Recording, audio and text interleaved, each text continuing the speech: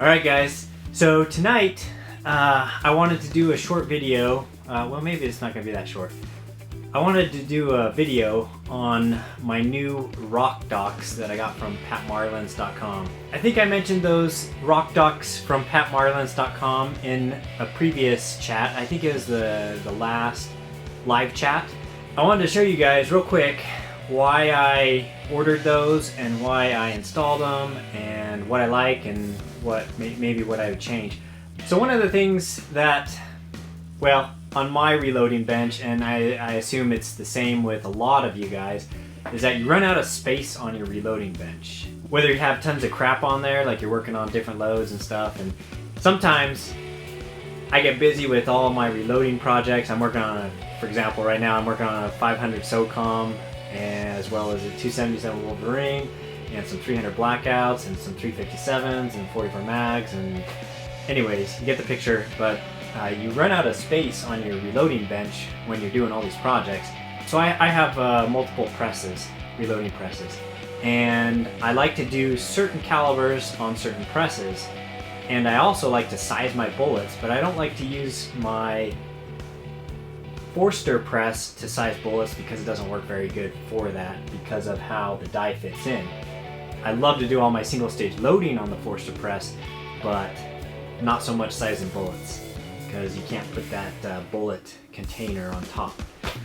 So there's reasons why you want to be able to remove swap around your gear. So your presses and your powder dispensers and that kind of stuff. And so I was looking for, well, and the other thing is you don't want to drill holes every time you want to mount your press. And you also, on the presses, you get tired of using these because they don't really hold them down like bolts do. So I was looking for a somewhat inexpensive universal mount that I could switch in and out, or switch in and out my equipment with. I had bought some previous stuff from Patmarlins.com, and I had seen his Rockdock press mounts. And the thing I bought from him before was the plain base gas check making dies. And I don't know if a lot of the NOE forum guys know that I usually order all my stuff in plain base. And the reason being is that I can always gas check or make plain base gas checks for those if I end up needing those in the future. But having a plain base, I can also shoot them as a plain base bullet, so I can use those dies to make those gas checks if I need to. I'll show you the installation of the Rockdocks and talk a little bit about them. So here we go.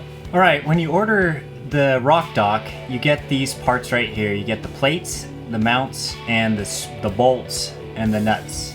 So right here, I'm just marking where I'm going to be drilling. I start with a small drill bit, kind of as a pilot.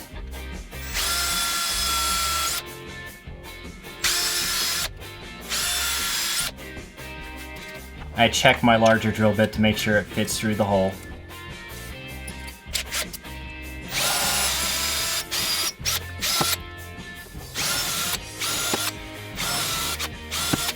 A garbage can is kind of nice to have on hand to pick up all the sawdust. So then we just put the bolts in and grab some of these nuts, locking nuts. You don't have to tighten it down all the way right now. No need to torque it down all the way. Just put it in place. Now I ordered 3 base plates, one for each of my presses, and also 3 docks. I'm not going to show the installation of all 3 because the installation is the same. I don't want to make y'all bored, but I'll just show this one.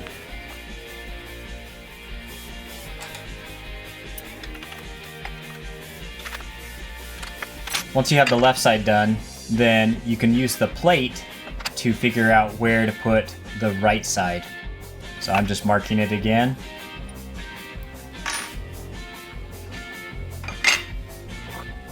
A few taps with the hammer help start the drill bit in the right place.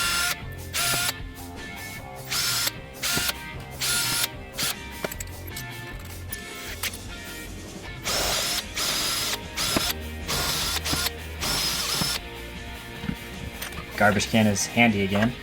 Now I just put these bolts in again and put on the locking nuts.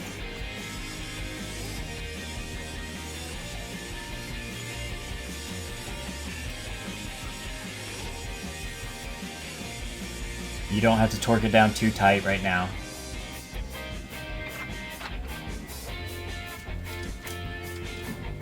I just use a wrench on the one side and the Allen wrench on the other.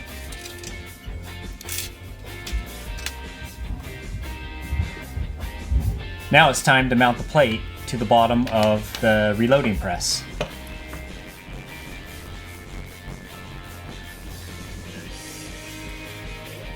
And I ordered 3 different plates right now so that I could have one for my Forster coax press, my Lee classic cast press, and my Hornady lock and load progressive press.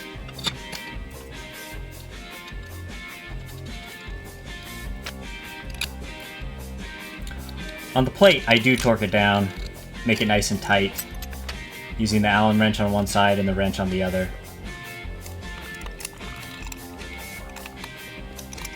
After the plate is all tightened up and torqued down, then you can slide it in.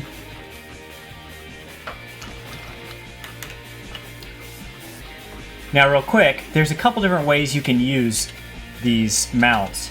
You can set the tension so that it slides in with enough tension to hold it in place, or you can slide it in and torque it down with another quarter turn of the Allen wrench, and that will keep it from sliding around or moving around.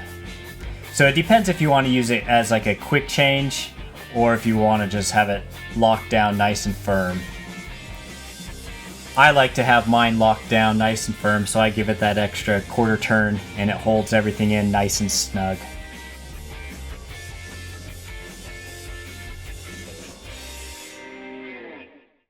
You can also get the things he calls shelf docks, and what those are is little smaller mounts to put on a shelf so you can move your presses to the shelf and just set them on the shelf and have them hang there when you don't need to use them and you want to remove them off your reloading bench. It's a convenient way to store your presses if you want to clear up space. So as you can see, right now I have my Lee press and it's mounted right next to my Hornady press, and this is not ideal if I'm loading on the Hornady press, but I really like the position of the Lee press right here when I'm sizing bullets, because I could sit at my table and still use my computer and also watch Netflix or something, or YouTube stuff while I'm reloading. And so putting it right here in this place right here is really nice for sizing bullets and gas checking, that kind of stuff. And that's primarily what I use this Lee press for. So when I'm loading on this Hornady press, I just loosen these up just slightly and then slide it out.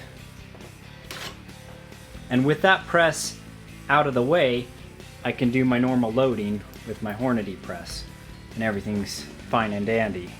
So, and I can even put stuff right here and stack stuff on top if I want to. And then when I want to use it again, all I got to do is just slide it right back in.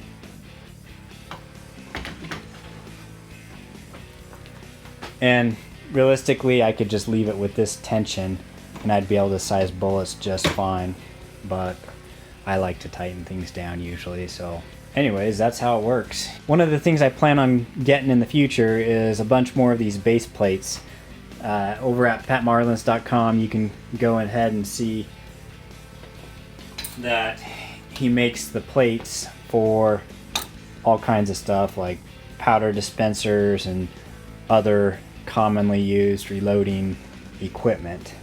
Okay guys, I hope this video was helpful for any of you who are looking for a relatively inexpensive universal mounting solution for your reloading bench. I know these Rockdocks are gonna, I've actually been using them for the last month or so, and they've been really helpful for me.